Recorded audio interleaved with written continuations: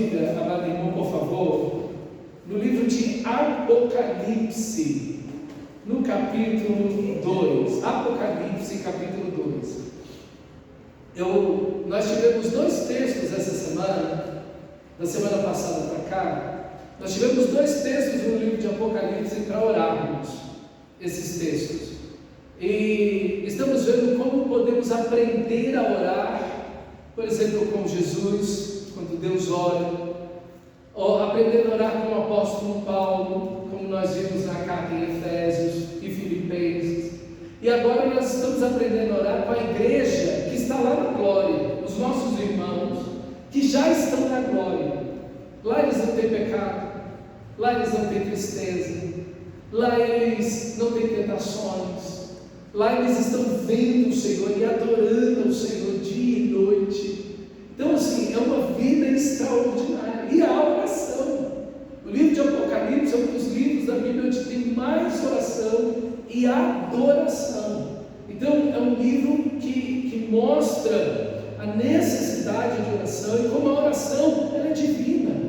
Nós vamos levar a nossa vida de oração para a eternidade, ok? Eu espero que você olhe muito bem aqui para você chegar lá já, chegando, né, na glória. Então, mas essas duas orações, uma é o capítulo 4 e outra o capítulo 5.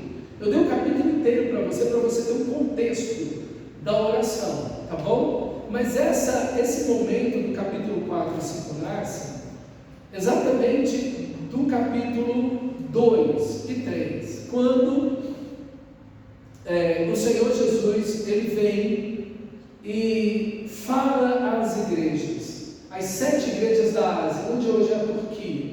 É uma palavra de Deus para aquelas igrejas, mas é uma palavra de Deus para todas as igrejas em todas as épocas, ok? E uma coisa interessante é que dessas 7 igrejas, 4, o Senhor Jesus vai falar literalmente que Satanás está agindo contra eles. A última morreu, Jesus já está fora, parece que a casa agora é da carne do diabo, então não tem para onde ir, né? Mas olha, acompanhe o texto comigo, no capítulo 2, no versículo 9. Com essa tribulação que você está passando, a sua pobreza, embora seja rico, e a blasfêmia dos que se declaram judeus e não são, sendo isso sim sinagoga de Satanás. Então veja, esses judaizantes que querem trazer um outro evangelho, que querem trazer um evangelho da salvação pelas obras, ok? Você é salvo porque você guarda o dia, porque você come ou não come, porque você vai ou não vai. Não é uma salvação pela graça. Então eles estão atacando a igreja com falsos ensinamentos. No próprio capítulo 2 ainda, veja aí o versículo 13: conheça o lugar onde você mora, que é o lugar onde está o trono de Satanás. Sei que você conserva o meu nome e não negou a fé que tem em mim, mesmo nos dias de Antipas, minha testemunha, meu fiel, que foi morto na cidade de vocês, aí onde Satanás habita. Veja, 2 vezes ele afirma essa ideia, e veja, nós temos um mártir, e vemos uma fé dessa igreja que está sendo atacada o tempo inteiro, ok? O tempo inteiro. Depois, nós vamos ter aí, no capítulo 2 ainda, nós temos aí, versículo 20, onde tenho porém contra ti o fato de vocês tolerarem essa mulher, Jezabel, que se declara profetiza, não somente ensina, mas ainda seduz os meus servos a praticar prostituição e a comerem coisas sacrificadas a ídolos. Então veja, é bem nítido mesmo a ação do diabo nesta igreja, com uma falsa profetisa, com falso ensinamento aqui na igreja em Tiatira, ok? E no próprio texto sagrado, lá no versículo 24, vai mostrar essa ideia de forma clara. Digo, porém, aos demais de Tiatira, a todos os que não seguem essa doutrina de quem? Dessa mulher Jezabel, dessa profetisa, que não conhecem, como eles dizem, as coisas profundas de Satanás, ok? Então veja o ensino de demônios aqui que essa mulher está falando.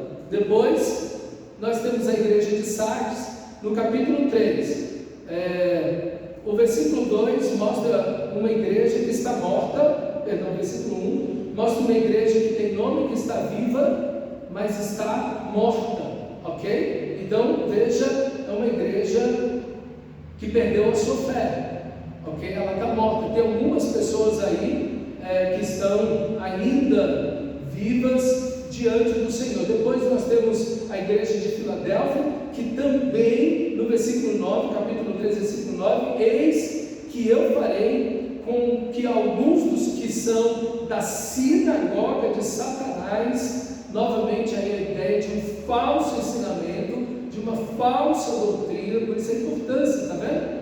Uma profetisa, falso ensinamento, agora novamente o falso ensinamento. Veja como é importante a igreja conhecer as Escrituras, para não cair nesse tipo de cilada, ok? Nesse tipo de cilada. Depois nós temos a igreja, por último, de Laodiceia, que é uma igreja que expulsou Jesus.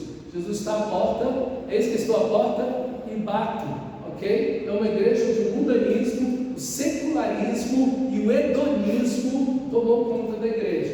É uma igreja que está pensando apenas nos prazeres, apenas em ser mundano e no dinheiro. É uma igreja que voltou as costas para Jesus, ok? Então veja o estado da igreja, e é aqui que nasce a oração da igreja celestial. Então, enquanto nós estamos na terra, nós estamos aí nessa batalha, todo cristão. Veja como Satanás, ele sempre está em busca da fé dos eleitos de Deus. Lá no capítulo 11, no capítulo 12, você vai ver aquele dragão, a antiga serpente, Satanás. Ele vem para devorar o filho daquela mulher. Aquela mulher é a comunidade de todos os santos, de todos os eleitos, de todo o povo de Deus, do Antigo Testamento, do Novo Testamento, até o fim de todos os tempos. É aquela mulher vestida do sol, que tem a lua debaixo do seu pé. Ela está grávida e tem um filho.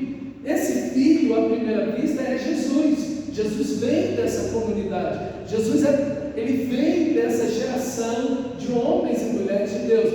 Mas essa mulher, ela também é perseguida. E o Senhor dá graça a ela, dá asas a ela, para que ela fuja para o deserto. Então veja, há um ataque, há uma luta, há uma batalha contra a sua fé cristã. Há uma batalha contra a fé de todo cristão. Nós não estamos passeando no jardim desse mundo, ok? Isso aqui não é o Bay Park, Caldas Novas, Nicolândia. Isso aqui não é, entendeu? Estão tentando fazer da igreja um playground, mas não é isso. Veja, é uma batalha, é uma batalha. E como os puritanos diziam, o pior diabo é aquele que não ruge. É o pior leão, é aquele que está à espreita. O leão que você vê, você fica quietinho, daí você sabe onde ele está, você sabe o que ele vai fazer, mas quando ele está à espreita, você não sabe de onde ele vem, como ele vai fazer, quando você vai ser atacado. Então, queridos irmãos, estão tentando fazer essa imagem na igreja de que não está tudo bem, não tem problema nenhum, nós estamos aqui para aproveitar a vida. E o que nós vemos nas Escrituras é uma batalha pela fé, e é uma batalha que você não enxerga, mas ela está em todo dia contra a sua vida, tentando levar a sua fé a naufragar em seu coração para longe de Cristo Jesus. E veja, as igrejas, todas as igrejas estão sob ataque, e a igreja de Éfeso, que é a primeira igreja que perdeu o avivamento. Tenho, porém, contra ti que abandonaste o teu primeiro amor, perdeu o avivamento, abandonou o primeiro amor e foi viver aquilo que o mundo tem para oferecer. Então, essas lutas, essas tentações que eles passaram, nós também passamos, são diferentes as formas, mas nós também passamos. E agora entra a oração. Agora entra o capítulo 4, o capítulo 5, e aqui nós já temos uma lição para nós. Primeiro, porque devemos ser uma igreja cheia do Espírito Santo. Irmãos, se aqueles irmãos que já estão na glória estão perfeitos, não pecam mais, nunca mais vão pecar, já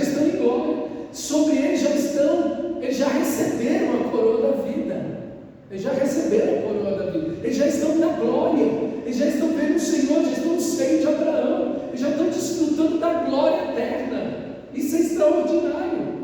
Se eles estão cheios do Espírito, imagina nós como não precisamos ainda mais de sermos cheios do Espírito, porque temos lutas, temos desafios, temos problemas, a nossa natureza pecaminosa nos inclina na direção oposta de Deus, temos o mundo, temos o diabo, enfim, temos tantas lutas.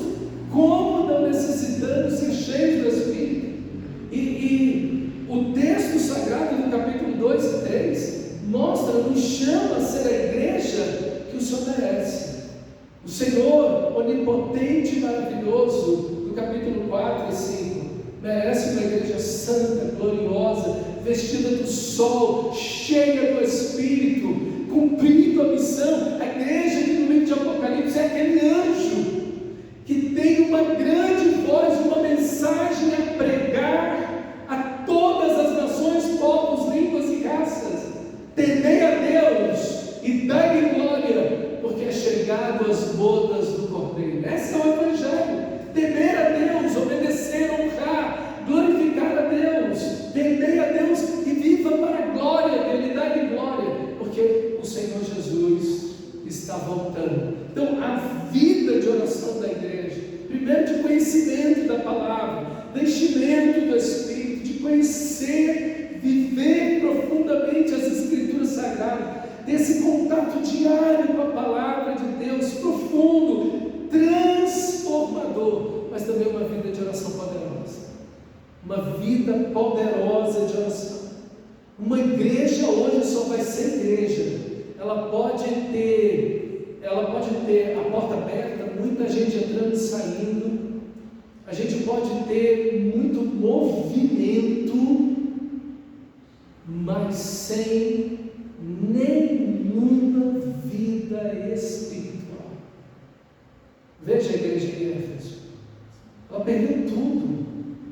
Ela tem a Bíblia, ela tem zelo, faz um monte de coisa, ela é abundante em obras, mas eu tenho contra ti que abandonaste o teu primeiro amor. Lembra-te, pois eu te caíste, arrepende. Então, nós precisamos ser uma igreja cheia do Espírito Santo, porque, irmãos, somente uma igreja cheia do Espírito, cheia da palavra, poderosa em oração, é que vai ser uma verdadeira igreja. Porque as portas podem estar abertas, muito movimento acontecendo, mas sem nenhuma vida de Deus. É possível isso, irmãos. É possível. É possível. Como o Senhor Jesus disse, você tem o nome de que está vivo, mas esse que você está morto. Que coisa terrível de ouvir de Jesus. De Jesus. Então, a nossa oração vai lá no capítulo 4. Eu vou ler e te explicando algumas coisas, aproveitando e já cabe na oração. Depois dessas coisas, olhei e eis que havia uma porta aberta no céu, e a primeira voz que eu vi era como voz de trombeta ao falar comigo, disse: suba até aqui, e eu lhe mostraria o que deve acontecer depois dessas coisas. Imediatamente eu me achei no Espírito, e eis que havia um trono armado no céu, e alguém estava sentado no trono. E esse que estava sentado era semelhante no aspecto a pedra de jaspe e a sardônio. Ao redor do trono havia um arco-íris semelhante no aspecto a esmeralda, e ao redor do trono havia também 24 tronos, e neles estavam assentados 24 anciãos, vestidos de vestiduras brancas e com coroas de ouro na cabeça. Quem no capítulo 2 e 3 recebe vestiduras brancas e coroa na cabeça? A igreja. Muito bem, a igreja. Está fácil, tá vendo? Não é difícil. O próprio texto vai te mostrando aí, tá bom? Então você abre o olho, vai comigo. Então, por que 24 anciãos? Veja, a promessa que Deus dá à última igreja, ao vencedor daria sentar-se comigo no trono, essa promessa de reinar com Cristo. Veja, existem 24 tronos ao redor do trono, existem 24 tronos e 24 anciãos com vestiduras brancas e coroa na cabeça. 24, a ideia aqui é da perfeição perfeição de todos os judeus, 12 tribos de Israel, e de todos os gentios. Talvez a ideia seja essa, tá bom? Então a gente vai pisando aqui devagarzinho, para não fazer afirmações, mas parece que a ideia é a totalidade, os 24 anciãos que são, é a totalidade de todos os salvos, em todas as épocas, em todas as eras. Aí está o povo de Deus, adorando a Deus, ok? Reinando com Ele, como o texto sagrado diz. Do trono saem relâmpagos, vozes e trovões, e diante do trono estavam acesas as 7 tochas de fogo, que são os 7 Espíritos de Deus. Aqui é uma ideia do Espírito Santo, ok? Do Espírito Santo, parece o Pentecostes, está vendo? As línguas como de fogo, parece o Pentecostes aqui. A ideia aqui, porque falou dos 7 Espíritos de Deus? Porque o 7 é um número que indica perfeição e totalidade, ok? No hebraísmo, né? Então, a ideia aqui é essa. Mas veja, aparece muito aqui com a ideia do Pentecostes, línguas como de fogo, ok? É uma igreja cheia do Espírito Santo, que vive na presença do Espírito. Diante do trono, havia algo como um mar de vidro semelhante ao cristal. No próprio livro de Apocalipse, o mar significa nações, povos, tribos, línguas e raças, tá bom? O próprio anjo diz isso para João, mas é mais lá na frente. Mas só para você ter aí a ideia. Diante do trono, todos estão. Todos estão. Ninguém foge, ninguém escapa. Não tem idade, não tem etnia, não tem nada. Todos vão comparecer diante do trono. No meio do trono, e em volta do trono havia também 4 seres viventes, cheios de olhos, por dentro e por trás. O primeiro ser vivente era semelhante ao leão, o segundo era semelhante ao novilho, o terceiro era semelhante ao ser humano, e o quarto era semelhante à águia quando está voando. E os 4 seres viventes, tendo cada um deles respectivamente 6 asas, estavam cheios de olhos ao redor e por dentro, não tinham descanso, nem de dia nem de noite, proclamando: Santo, Santo, Santo é o Senhor Deus, o Todo-Poderoso, aquele que era, que é e que há de vir. A forma desses serafins, ok? A gente sabe que são serafins, porque é a mesma ideia, 6 asas, dizendo santos, lá de Isaías capítulo 6. Agora, não me pergunte porque um tem rosto de boi, o outro tem rosto de ser humano, outro tem rosto de águia, outro de leão. Tem muita estipulação sobre isso aqui, é porque são os 4 evangelhos. Não tem nada a ver com os 4 evangelhos. O de águia é João, não é isso, ok? Não é isso que eu estou dizendo. Tem coisa no livro que a gente não sabe. Quando eu chegar lá, deixa eu ver se realmente parece uma águia. Eu vou chegar perto, porque eu vou ver lá se realmente parece uma águia, um boi.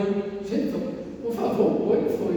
Parece, mas mais ou menos, vai que, né? Então assim, mas eles dizem, e aqui está essa oração, essa adoração, de santidade, de reconhecimento. A adoração, essa palavra, significa reconhecimento. Reconhecer quem Deus é. Adorar é isso, é reconhecer quem Deus é. Deus é multiplicativamente santo, santo, santo. Isso é perfeito. Santidade, você pode trocar essa palavra por perfeição. Ele é perfeito, ele é santo. Por isso que a gente não pode atribuir nenhuma falha a Deus. Nada Deus não pode atribuir de falha, de pecado, seja lá do que for. Meu irmão, aconteceu algo ruim na sua vida ou na sua família, não importa. Não jogue lixo jamais no nome do Senhor da glória. É o Senhor Deus, Ele é Deus e só tem Ele, não há outro, e Ele é onipotente, Ele é o Todo-Poderoso. E quem é Ele? É o que era, o é e que há de vir. Quem é? Jesus. Está vendo? Parece aqui que a gente parece que João, quando olha para o trono, ele começa a ver, porque quem era que é que há de vir, só quem há de vir é o Senhor Jesus. Na Bíblia, quem vem, quem volta é o Senhor Jesus. Ele vem para buscar a sua igreja. Então, parece que ao mesmo tempo que João está olhando o Pai, ele também está olhando o Filho. Fica uma distinção um pouco maior, melhor de ver agora no capítulo 5, ok? Mas a sua oração deve ser essa. A sua oração sempre deve conter adoração. Se você vai fazer um pedido a Deus, faça um pedido que exalte a Deus. Faça um pedido que glorifique a Deus. Faça um pedido que exalte o Senhor. Explique para Deus: Senhor, eu estou te fazendo esse pedido porque esse pedido te glorifica, Senhor. Esse pedido te agrada.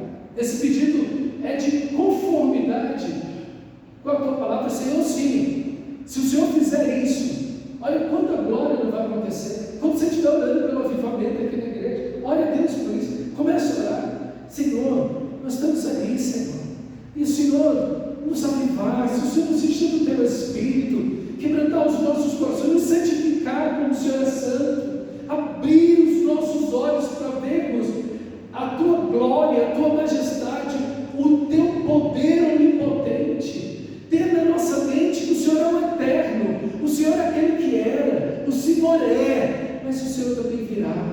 Senhor, faz o avivamento, Senhor, faz para que as pessoas dessa cidade te conheçam. Senhor, nos enche do teu Espírito para que essas pessoas possam conhecer esse Deus glorioso e majestoso que está nesse texto. Senhor, uma igreja que não está avivada, ela não vai pregar a tua palavra. Os nossos corações ficam frios, Senhor, mas aquece-nos pela tua presença. Esses seres estão fervendo na tua presença. Eles explodem em adoração, em glória diante de ti. Senhor, nós precisamos viver isso, Senhor. É assim. Orar esse texto é orar assim. E a sua alma já se desprendeu, né? Já foi, está pegando fogo a sua alma, a sua vida, olhando esse texto maravilhoso. Mas olha aqui que coisa linda, olha o que acontece com a igreja agora. Versículo 9: sempre que esses seres viventes davam glória, honra e ações de graças. Quando eles davam honra, glória e ações de graças? O versículo anterior, versículo 8, diz: não tinham descanso nem de dia nem de noite. É uma adoração, é um culto. Quem não gosta de culto aqui, amém? Eu sinto muito. Quem não gosta de culto aqui? Agora, imagina, a gente hoje tem uma cultura da relativização do culto. A gente está no meio de um culto que está tendo oração e adoração lá na glória. João está vendo, está escrevendo para a gente. O que é mais importante que isso? O que você poderia fazer como atividade dessa terra que é mais importante que o culto? Sabe por que as pessoas negligenciam o culto? Porque elas não têm uma visão correta de Deus. Elas acham que o culto é qualquer coisa. Por quê? Porque elas acham que Deus é qualquer coisa. É triste dizer isso, mas é verdade. As pessoas negligenciam o culto, participam erradamente do culto, porque elas não têm a mínima compreensão de que de fato Deus é. Não é triste isso? Irmãos, uma coisa que eu digo para Deus em oração de Senhor, eu lamento por uma coisa: eu nunca vou te dar, nem quando eu estiver na glória, um culto que esteja à altura do Senhor. Nem os anjos, nem a igreja, nem os serafins, ninguém. Porque o Senhor é infinitamente mais do que tudo que a tua palavra pode mostrar para nós. Nós nunca vamos dar a ti um culto que chegue à altura, muito menos nós. Porque os anjos não foram comprados pelo sangue de Jesus. Eles não foram perdoados, eles não foram redimidos. Eles não são filhos de Deus. Eles são criaturas de Deus. Mas eles não foram redimidos, eles não caíram no pecado. Eles não estavam no inferno condenados e Deus foi lá e pagou o preço por eles. Nós muito mais temos a agradecer a Deus e a louvar o Senhor. E quando nós não viemos, quando nós não nos fazemos presente no culto, ou quando estamos presentes no culto de qualquer jeito, irmãos, o que nós estamos fazendo? Contra Deus, contra o Senhor da mão. A consciência do culto é muito importante, irmãos. É muito importante. Culto não é o que a gente deixa para lá, se der eu vou, ou seja lá o que for. Não, queridos, é algo sério. E essa igreja, esses serafins estão dizendo dia e noite sem descanso. E sempre, diz o versículo 9, que esses seres viventes davam glória, honra e ações de graças ao que está sentado no trono e ao que vive para todos sempre. Os 24 anciãos se prostravam diante dele, que está sentado no trono, adoravam ao que vive para todos sempre e depositavam as suas coroas diante do trono, proclamando. O que a igreja está fazendo, hein? Cada culto, olha aqui para mim, cada culto que nós fazemos aqui, cada culto que cada cristão nascido de novo faz, pode estar debaixo de um pé de árvore, lá na África, descalço, aos farrapos. Essa pessoa, ela está unida aos seres celestiais e a toda a igreja de glória, adorando o Senhor. Adorando o Senhor. Não, ela não pode adorar menos. Ela não pode cultuar menos. É isso, essa consciência, irmão, do que nós vamos fazer no culto. E não tem culto principal. Por favor, isso não existe. O culto principal aqui da igreja, não! Não existe culto principal. Existe culto. Não existe um culto onde Jesus manda um procurador. Não, vai lá, anjo, porque não é o principal, não. Vai lá tu lá e recebe as glórias. Que isso? Da onde se tirou um negócio desse? O culto principal. A gente cria umas coisas, irmão, que não faz ideia, não faz sentido nenhum. Culto é culto. Ele vai ser adorado. Nós vamos nos prostrar diante dele. Nosso coração, nosso corpo, todo o nosso ser em adoração e louvor a ele, em gratidão ao Senhor. Então desliga o celular, deixa esses problemas e preocupações, eleve toda a sua alma a ele, em adoração e gratidão, e glorifique, cante, e exalte ao Senhor, e abra o seu coração, e declare seu amor para ele. Diga o quanto você o ama, quanto você precisa dele. Derrama a sua alma diante dele. Derrama a sua alma diante dele. Porque a igreja tem culto na glória, não apenas todo dia, mas o dia todo. Porque os serafins não tinham descanso. Não é, irmão, tipo uma caixinha de música. Você lembra desse trem antigo? Que aí tinha uma caixinha de música que alguém vai dar a corda, aí os serafins estão ali, santo, santo, santo. Aí os 24 se prostram, como caixinha de música. Não é assim. É ao vivo. Sabe uma coisa que talvez nos dê uma pequena ideia disso daqui? Quando a gente está em fim de ano e a gente vai ver fogos de artifício, a gente fica olhando cada um explodindo de um lado, não é? Aí, eita, você viu aquele? E aquele outro? E aquele? É isso. Não é uma coisa mecânica, santo, santo, santo. e a igreja vai lá, se prostra, e levanta e tira a coroa e prostra de novo. E não é um mecanismo isso aqui. É o conhecimento de Deus. É aquilo que Paulo diz em Efésios. Quando Paulo viu isso aqui, quando ele foi ao Tessalonicenses, ele viu isso aqui.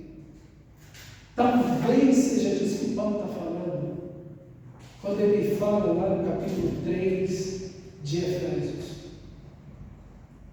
O comprimento, a largura, a altura e a profundidade do amor de Cristo, que excede a todo entendimento, para que sejais tomados de toda a plenitude de Deus.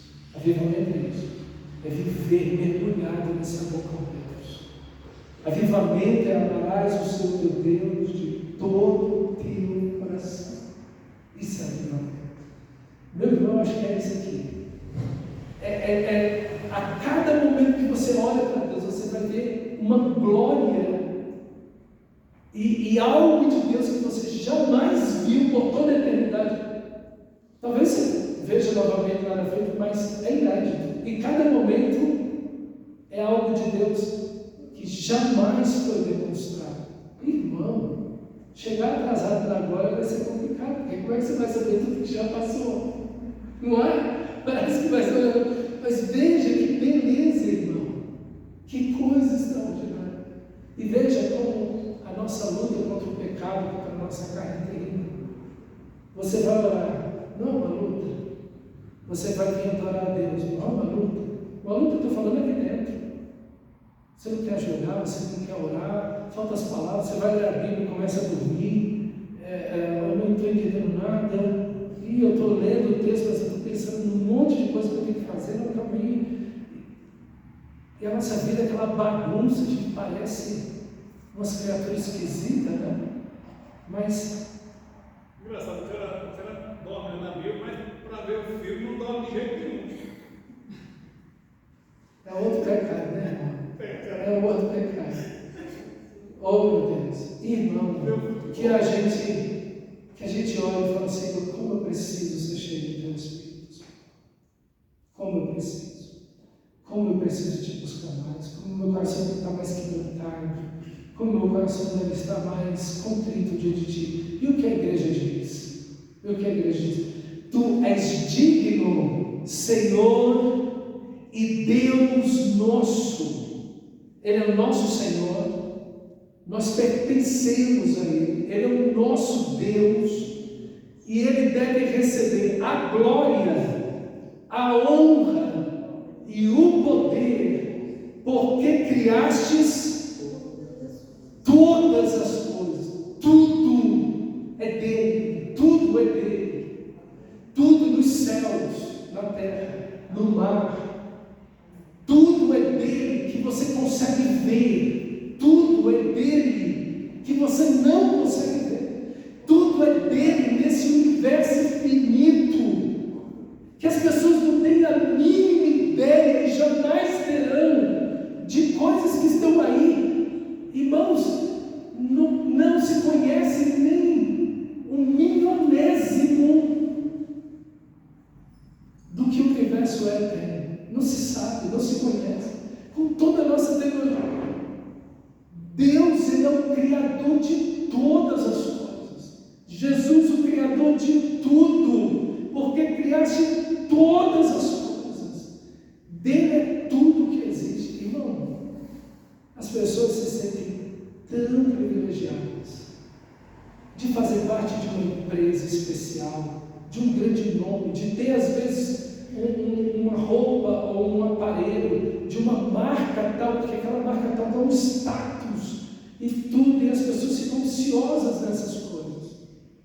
Mas o que é isso diante do nosso Senhor? A quem você está adorando? Consciência de quem estamos adorando e com quem estamos orando. Veja como a incredulidade é ofensiva a Deus. A incredulidade faz Deus deixar de ser Deus. Desculpa, Senhor. Isso não é possível. Mas é isso que a incredulidade faz. Ela faz Deus deixar de ser Deus. Ela ofende a onipotência. Ela ofende a Deus. Porque a incredulidade diz o quê? Tu não és Deus. Tu não podes. O Senhor só vai até aqui. Daqui o Senhor não passa. A incredulidade, ela limita a Deus. Ela ofende a Deus. Oh, meus irmãos, como nós precisamos. E essa era uma coisa que os puritanos faziam. Eles não oravam. Eles paravam para pensar em Deus, para depois orar. Para depois orar. Para eles terem a consciência exata, mais ampla possível, da grandeza, da majestade, da sabedoria, do poder, da glória, da força de Deus, para depois então orar. Um homem, um pastor conhecido como um homem muito poderoso em oração, na Inglaterra, um cristão falou: eu quero ver se esse cara é poderoso mesmo em oração. Eu oro bem, eu oro muito, eu quero ver. Pediu para então orar junto com ele, se não pode vir, eu oro. E ele chegou na sala de oração, no gabinete daquele pastor, e o pastor só ajoelhou e não está falando. E aquele irmão começou a orar, e 15 minutos foram, e meia hora foi, e uma hora passou, e ele falando, ele orando, e uma hora e meia passou. Não deu 2 horas deles dois ajoelhados, e aquele pastor, famoso por orar muito, não tinha dito nenhuma palavra, nenhuma. 2 horas depois, aquele irmão pensou consigo: esse homem não ora nada, tem 2 horas que nós estamos aqui, e ele nem abriu a boca. Foi ele acabar de pensar nisso, o pastor disse: Deus. E esse homem relatou: a glória de Deus encheu aquele lugar. A glória de Deus. Eu não conseguia nem me mexer. A glória de Deus entrou ali, quando aquele irmão disse Deus. Martinho Lutero andava na rua e as pessoas diziam assim: aí vai um homem que pode ter de Deus tudo o que ele pedir.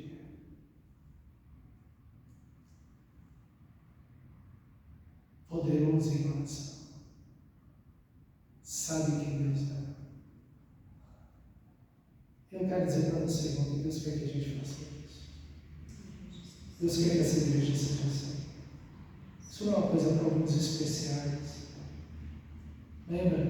O poder da oração não reside em mim, em você, nas nossas palavras, ou se nós oramos de madrugada, de noite, de manhã, ou em monte, ou em tal lugar.